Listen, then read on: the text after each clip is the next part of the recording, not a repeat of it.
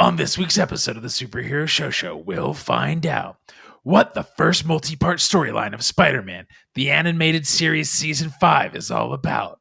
What happened to Peter's parents? And how many groups of 6 warriors can one show have?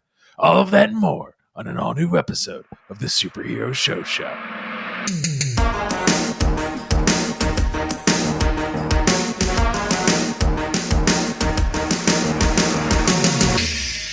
Hello, nerds, and welcome to the Superhero Show, the only podcast that covers every single TV show based on comic books that we feel like talking about this week. I'm your host, Mike. This is your other host, Ryan. What's up, Mike? I'm your other host. You're the other host. This is our attitude now. Cassie's been gone for who knows how long, and now we're schoolyard bullies. With schoolyard bullies, it really feels like we just cracked open 2 Ecto Coolers, Code Reds, and we are just like down to skateboard and like get out of our face, parents. Look, we're not like you. I need to wave, not use my hand, but wave the hair out of my eyes. Yeah. Do an Ollie 360 and flip off the bird to a parent. I am going to probably go purchase some Pogs after this episode. Oh. The time to buy Pogs is now. The stock can only rise. True story, Ryan. In high school, friends got heavily back into Pogs and Magic the Gathering. I had not played, like all of us, I had not played those for 5 or 6 years. I sold all of my Pogs and Magic the Gathering cards to those friends. They played heavily for about 2 weeks and then stopped and then tried to get me to buy them back. And I laughed and laughed and laughed. That money had been spent. Were you able to buy new friends with that money since they had ditched your ass because you were so rude to them? When did we meet, Ryan? Right at the tail end of high school, and I came in rolling deep with green. That's true. You bought me Chipotle for 2 days in a row, and then that money was gone. I think Pogs and Magic was worth that much. Yeah, it was mid-2000s Pogs and Magic the Gathering. It was not a lot of money, but... So do kids these days, do they like stack up during lunch? Do they go to the playground and like stack up Bitcoin and then slam Bitcoin to see who keeps the Bitcoin? I think they slam their smartphones into each other on the ground. Call it grinding. That's what we call grinding. There is yet again no new superhero content, so we will be actually doing our favorite thing and diving into the insanity that is Spider-Man, the animated series.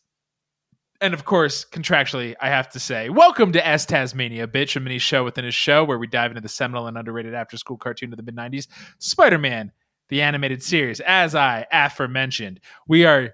I was going to say deepen, not true. We are still just rubbing the edges of Season 5, 6 Forgotten Warriors. This is Chapter 1, 6 Forgotten Warriors. They put a lot of thought into this first chapter title. Well, it's like so many bands, their first album is the name of the band. That's true. Right? It's weird when they wait a while. Yeah. Like 4 albums in and then they do it. You're like, what? I mean, obviously just be like Weezer with name every Colors? album Weezer. Yeah. If we had a band, we would just name every album Weezer. Yeah. Hey, can you do that? They named a album Van Weezer, so we should be able to name theirs the real Weezer. Van Weezer, no van. Van Weezer minus the van. But they had the album Hurley, and it was just a zoomed in face of the actor who played Hurley. Their thumbs are on the pulse of entertainment and pop culture at all times. Yeah, that was a decade after Lost had gone off the air. They might be weird guys. Did you hear recently that one of their wives, not that the band has multiple wives, but a member of Weezer, their wife, was arrested after getting in a huge shootout with the LAPD? That information just kept being delivered, however information, and I just kept deciding to not look more into that at all. Why wouldn't I just take the 10 seconds to click on it and see what happened? I just won't. I'll just be like, well, there's a story I'll never understand. I'm going to wait for the dueling Hulu Netflix documentaries about the same event, and then I will learn all. At this point, are you choosing the Ryan Murphy, wife of Weezer gets in shootout with cops, or the non-Ryan Murphy when the dueling shows come out? I'm surprised because I was so anti-Ryan Murphy for so long, but when he specifically deals in reality, I'm all for him. It's crazy. Guy is constantly dealing in reality. That is Give what me that, so many people say about him. American Crime Story. When it's American Horror Story, no. American Crime Story, yes. Ryan. I bet you were trying to stay away from him because of his first name. I hate all Ryans. We start off in some random old white mustache gets in a cab that's driving very erratically, and then the cab turns into a yellow flying ship, and it brings him to S.H.I.E.L.D. headquarters, which I think we saw 2 seasons ago. Mm-hmm. And there,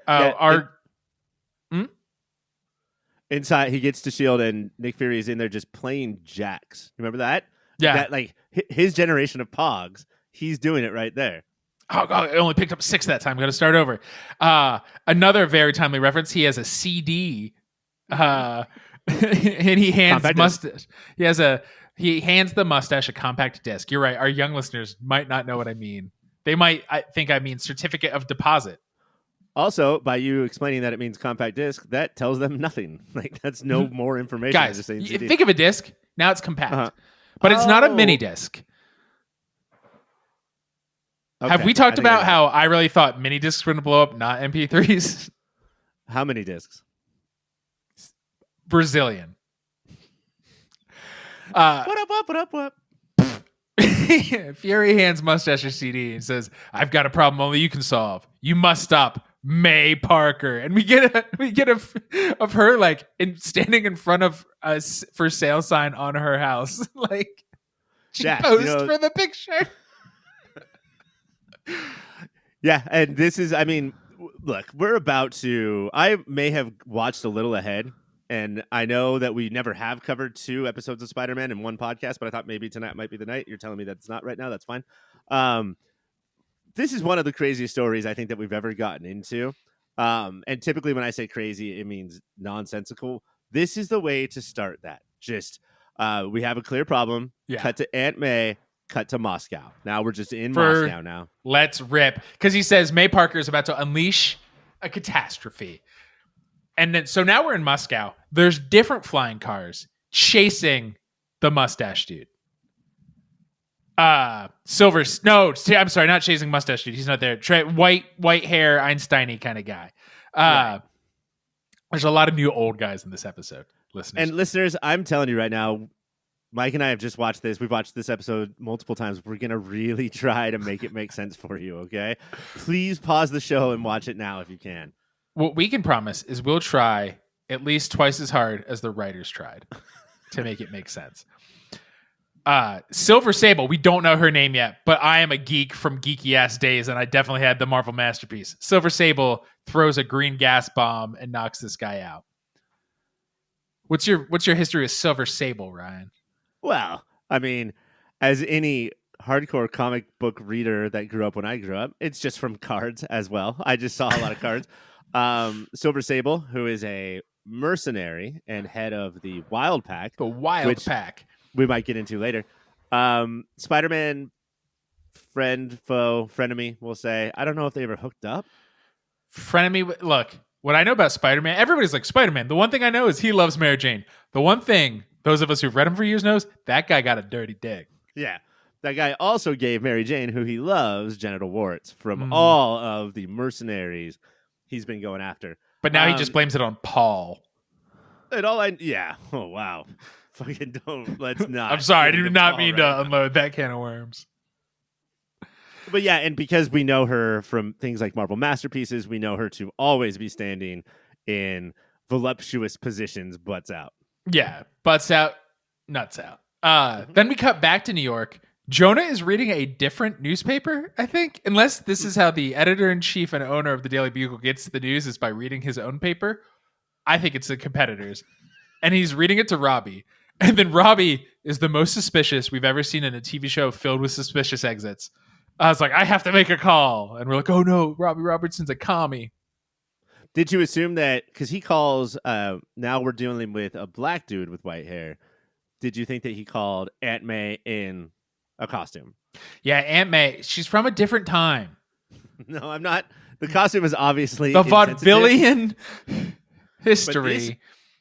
This opening was so impactful to me. I just kept thinking, like, what the fuck is Aunt May? Come on. There's no way that she has anything to do with this. No. What she is having anything to do with is moving in with Aunt Anna. Because when you get married legally, your aunts have to move into each other. And we know that this is the last season. But I don't know if they know this is the last season. Feels like it. So are they trying to do like, well, we better start setting up our spin-offs like Anna the and Golden May. Girls cartoon? Yeah. One's annoyingly sweet and one's annoyingly annoying. Is it May and Anna go to Vista Del Mar? Is yes. that what we're about to get to? Aunt Anna is fully telling MJ that she should never have gotten married, and MJ's like, I'm Peter's wife now. And Anna just says, that does not mean I have to like him. Yeah, like that's going to mean anything. May is also shooken. She sees everybody seeing this very famous Not Daily Bugle article, and May has seen it. She's like, Then we flash to Kingpin is also after that scientist who got kidnapped. And to do that, he needs to break Chameleon out of S.H.I.E.L.D. So he's going to recreate the Insidious Six. He has 5 of them. But no, they can't just go to Russia to find this guy. He needs them to first break into S.H.I.E.L.D. headquarters to get Chameleon to do it. Okay. So here begins the questions. Except for I had already started it. I'm never going to stop. This is probably, if you didn't read the title, this might be our introduction to this concept of the 6 warriors. The 6 forgotten warriors. Which is going to play a major part for some reason. Does Kingpin know about how special 6 warriors are to this storyline? Or is he just branded Insidious 6 already and he can't have 5 people show up? And was there like weird rights issues between the comics and the cartoon that they skipped Sinister and went to right to Insidious? You know what's fucked up about this? This sounds familiar, but only probably because of previous episodes of ours where we talked about it, which my head is now sourcing as actual information. No, that's I why heard 2 fucking idiots talk about this. You can't trust Wikipedia, ChatGPT, or your own brain about things you did. And everybody's like, but that's only 4 and 5 once you break up Chameleon. He's like, well, Mysterio's mysteriously gone. So we have hot young Vulture. And everybody just shrugs. They're like, oh, okay. It feels like Kingpin and the show thought that'd be a bigger deal. Yeah, it's a guy with wings. What is he? It's a guy with wings. What is he? Sean Evans? Oh! We're ready for that show, Sean Evans, whenever. What's a Sean Evans? He hosts Hot Ones. So I was like, it's a guy with wings. Oh! What is he, Sean? You need to stop making that noise before you understand what I'm talking about. But that one was real, wasn't it? In the Great Internet Chicken interview wars, are you a Sean Evans guy or a Amelia Chicken Shop Date guy? Oh, this is an excellent question that we have time for because of how easy to talk about this episode. It's a real A to Z. And I am probably going to have to go with Amelia because she's funnier. She is funnier. She might be an actual good interviewer, and I don't. Oh, a lot of people think that Sean Evans is the best in the world. I think Amelia he prepares good hair. questions. So it's all the prep, but not the flow in the moment. Yeah, she makes the flow. Peter is now digging through May's attic and finds his parents' passports that shows that they traversed the globe. And he's like, I didn't know they traversed the globe. Mustache shows up, and we find out his name is Keene Marlow. Mm-hmm. Keene is such a not name that I definitely rewound several times to be like, what are you calling him, May? This is who Marlow? Keene was Ben's bestie and is not good at hiding his spy life to the listeners, the viewers, but is to Peter because even dumbass Peter gets it because he's like, what are you doing, Keene? Like, what's your line of work? And he says, oh, this and that. Keene, how long have you been a spy? You're a spy then. What you say is dry clean. I own a dry cleaning place or something. It's called Keene's Cleaners. We get you clean. We get you Keene. Yeah, that's perfect. Do you know who Keene Marlow is? The Destroyer who became Union Jack? I know you're not a spy just by how you answered that question. There's no way any spy would answer a question like that. Yeah. I think like old, like hung out with Captain America and stuff. And the Invaders.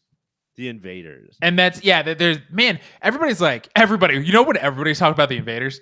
And they're like, it's Cap, it's Bucky, it's Human Torch, cyborg version, it's Toro, and it's Namor. There's so many more invaders than you think there are, you guys. Yeah. There's the Destroyer. So Peter gets kicked out.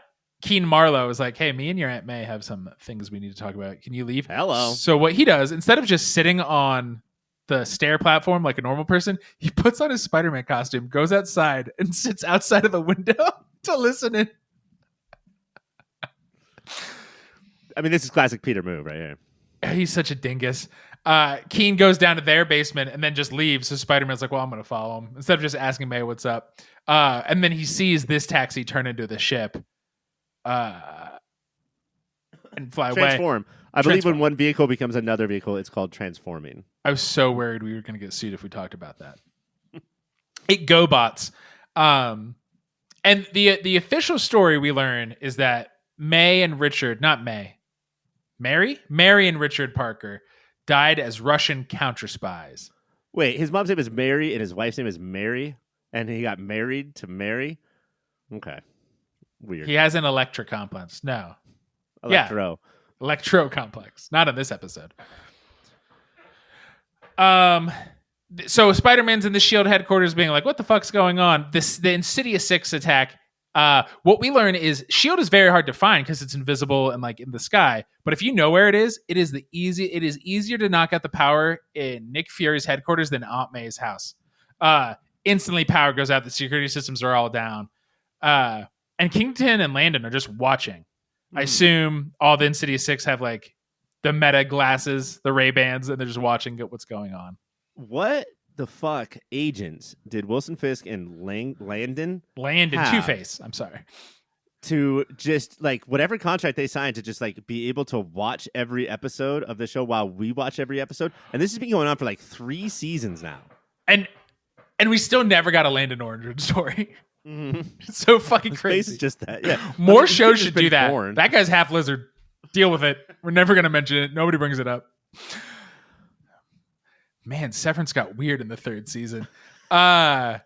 They're also doing something where not only are they breaking Chameleon out, they are stealing files because if you're in there already, why not? And Landon's like, got a couple manila folders, right? Of course. You got to have a manila folder. I think that is the thriller in Manila. Is envelopes.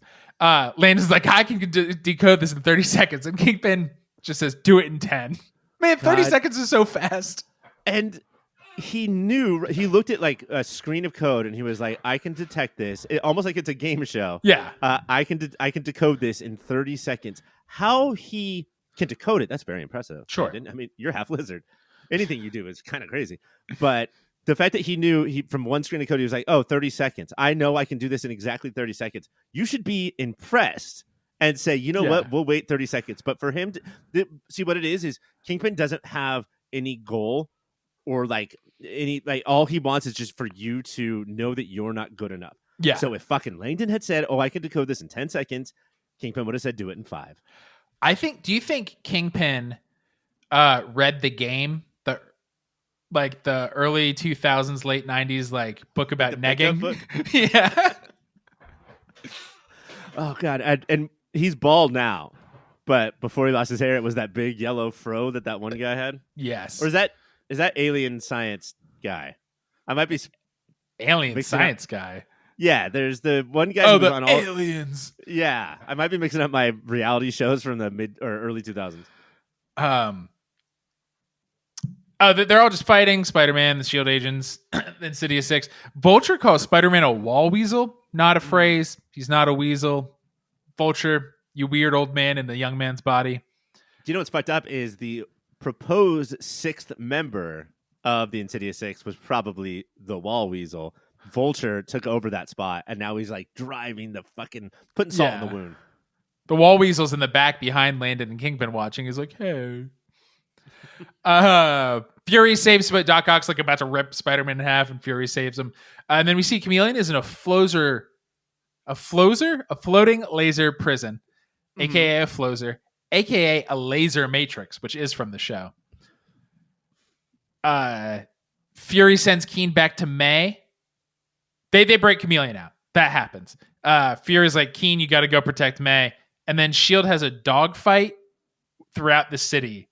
and continuing that S.H.I.E.L.D. sucks. One of their ship gets taken. There's 2 ships versus the Insidious Six is one. One of S.H.I.E.L.D.'s ships gets taken out instantly.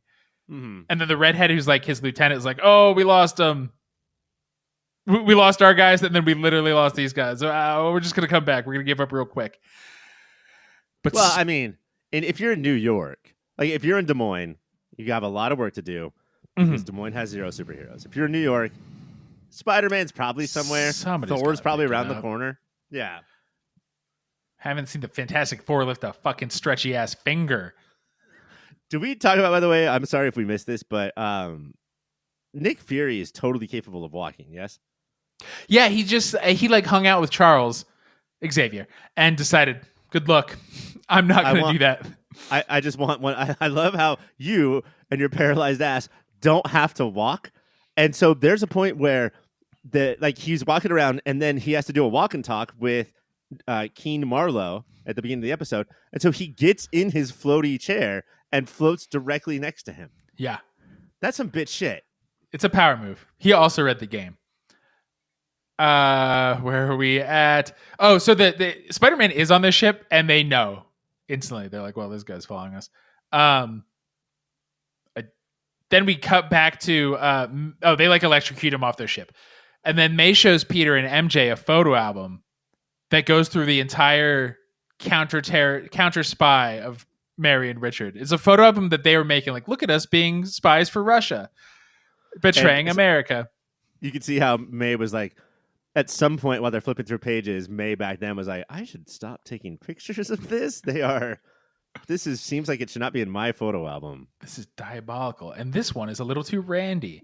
The Parkers were on a mission to find a doomsday device. Mm-hmm. And showing that Peter has finally learned lessons and MJ is married to him and knows everything, he just instantly tells her what's up. And she says, you got to go to Russia and get to the bottom of this. See what honesty does, Pete? Yeah. Maybe try it out you did. Try it out a second time and see what happens. My Instagram algorithm has showed me that I can buy an exact replica and wear the polo shirt he always wears as Peter Parker. I don't love how well the internet knows me. Mike, you owe our listeners. You need to make that happen. Peter tells Jonah Jameson that Spider-Man is definitely going to Russia. And he's like, you always said he's a menace to the world. What if he's going global? So Jameson convinces himself that Spider-Man will be elected the leader of Russia. So they have to go get pictures of that happening. J. Jonah Jameson reminds me of somebody. It's just a kooky old man with too much power. And believing anything any idiot will say to him. Mm-hmm. Any only if it's fucking wildly untrue. Yes, if only if it's the least believable thing in the world. But he is backed up because Robbie, who has always been trustworthy and wise, says, "I think Peter's fears are valid." Mm-hmm. I mean, Robbie's got his own thing going on. I don't know what it is, but we still don't even know who he was talking to, right? Not yet. That's next episode. Oh wait, we do. Aunt May in costume. It's Aunt May in costume. Aunt May, you're going to be canceled. But when Robbie says, I think Peter's fears are valid, JJ and Peter use it to say, you do? And so Robbie's like, and I'm going. Wait, I have a question. Hold on. We know it's not okay to wear blackface. But if you, that I think you should leave sketch where he's got too much shit on him? Uh-huh. If that costume was of a black guy instead of a white guy, so there's nothing applied to your skin. Uh-huh. It's just that the outer costume is black. Is that okay? I think it's the spirit of blackface still. It is. Okay. It's still there? Okay. Yeah. Somebody gives Robbie a ring and a note. Mm-hmm. 2 bits. Cool. On the way, Peter's studying Russian. They're on the plane, and Robbie says, "Go! I'm going to sleep. Stop asking me questions." And then we just cut to Spidey swinging through. What's the famous square in Moscow? Moscow Square. I cannot wait to see some fucking buildings with Hershey Kisses on top of them. This is the most delicious looking city in the world. And Spider-Man's not seeing anything. He's like, I don't know where anything is. I don't know this city. Spider-Sense doesn't give me GPS. I should have just gone to sleep. But then he sees Robbie sneaking out. This is still the same episode? Yes. How? Okay. Sorry, keep going. I know. And Robbie goes to see some guy named Linst, and Silver Sable and the Wild Pack blow their way in to get Linst, and Robbie tells Spider-Man to get him. And Spidey sense didn't warn of a knockout grenade coming, and then there's a countdown bomb, and Robbie and Spider-Man come to the bomb. Dun dun dun, to be continued, and now we're out. But yeah, do you know what that bomb is? That's TNT, and TNT, we know drama, so it's very dramatic. It is very dramatic. This to be continued is the first time in, I'm going to say, years of Spider-Man animated series that it's to be continued made sense. Yes. I mean, part of me needs the storyline to continue because I don't know anything that's going on, and maybe future episodes will tell me. But also just the fact that they used the part 1 to part 2 effectively for the first time. Hey, congrats all around. And showed maturity, not calling the wedding 6 Forgotten Warriors Part 1, the wedding. And so the whole time we would have been like, what the fuck are they talking about? With Kingpin in the air or in a helicopter or something, watching the wedding, just watching Mary Jane and Parker just saying, look at these 6 Forgotten Warriors. The fuck? What do you mean, Kingpin? What do you mean, Kingpin? Ryan, before we get to awards, I do believe you're working on a little website. Yes. It is so hard to find good wedding photography from a helicopter these days. So, Mike, you can talk about this with me because we're going to go in on it together. Mm-hmm. We have created a website called HelloWedding.com. It's based out of Northern California. Mm-hmm. We're feeling Hello Wedding. So we're going to keep on snapping pictures, that is. I mean, do you think that your wedding was a complete waste of time because there was no helicopter to take pictures of it? One of the reasons. Now, we should say that we're going to give you pictures of a helicopter in your wedding album. We're not actually going to take pictures from the helicopter. Do you know how dangerous helicopters are? Yeah. They crash left and right. We're going to hire a helicopter to come to your wedding. We're going to take pictures from the ground and then give them to you at HelloWedding.com. And if you want like your mother-in-law's hair to be all blown away, that does cost extra. Right. If you don't want her hair to be all like blown away, that's going to cost extra. That costs extra. Read all about it at HelloWedding.com. Wait, no, that's not the ad. Do you know I need this website to exist? Go to our friends Cybersprout at cybersprout.net. They will help you make such a gloriously beautiful website. If you want to handle it yourself, they'll let you do that because they got drag and drop tools. They got training materials. But if you want them to do it, they'll do that. They handle the security, the maintenance, the backups, all the stuff you don't want to worry about. So you can focus on your great idea like HelloWedding.com. Cybersprout, your partner for the digital world. And now back to Spider-Man. Ryan, what's your web singer? My web singer is, we already mentioned it. It's Oh No You Don't, Wall Weasel. And that's from Vulture.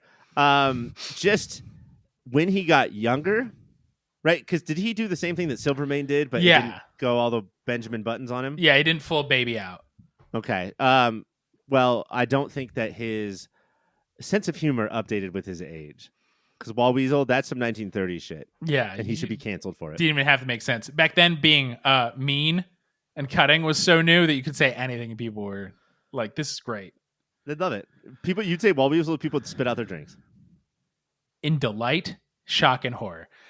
Mine, we also already said, it's not clever. It's just Aunt Anna's reply to MJ saying, I'm his wife now. That does not mean I have to like him.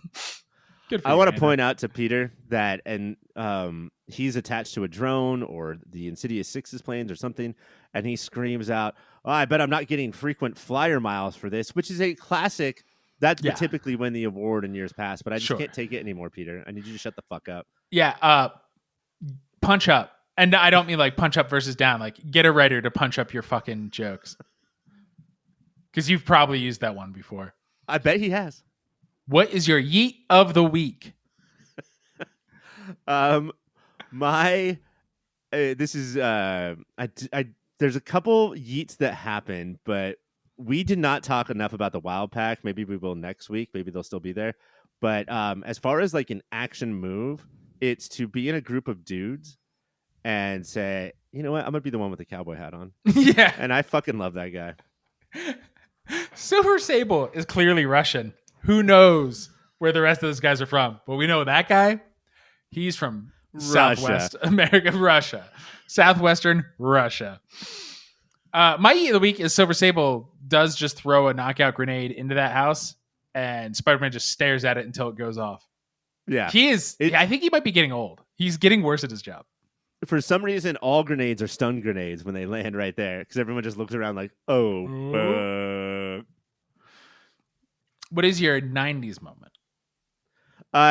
It will only take seconds to overload the laser matrix. That's fucking... You just spun a wheel of 90s words.